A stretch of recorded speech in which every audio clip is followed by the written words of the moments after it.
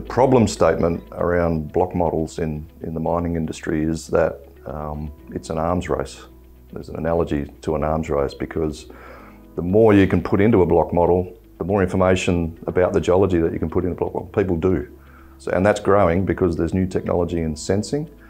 People are getting hyperspectral, infrared spectral sensing of samples, which gives them information about rock texture, rock mineralogy.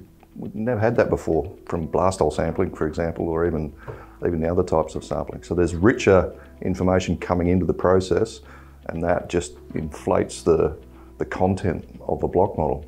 The other thing that's happening is the technology changes in terms of computing power, which means people can build block models with smaller blocks, which gives them higher resolution of the geology in the ground.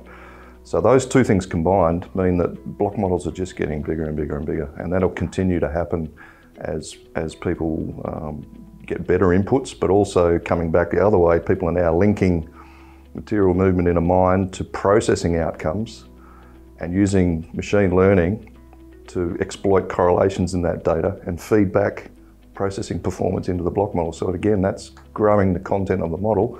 That's valuable because now people can better predict what the outcomes will be in a mine plan scenario. So those things are going to continue, I think. And we're talking now about models of the size of terabytes, multiple terabytes. And to handle those models with desktop applications is almost impossible.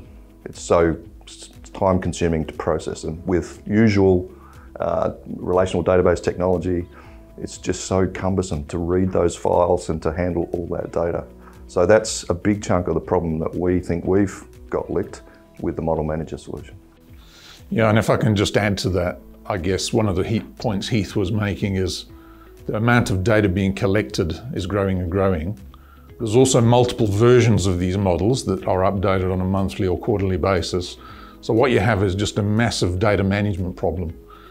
On top of that, the large miners have hundreds of ore bodies, so that means they have hundreds of block models, and data governance is a big issue. So just simple version control on models.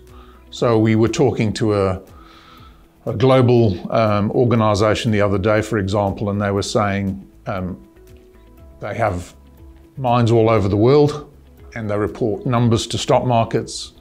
And when he went back and looked at one of the block models, somebody had modified it and it no longer agreed with the numbers that had been reported. And that's a major issue.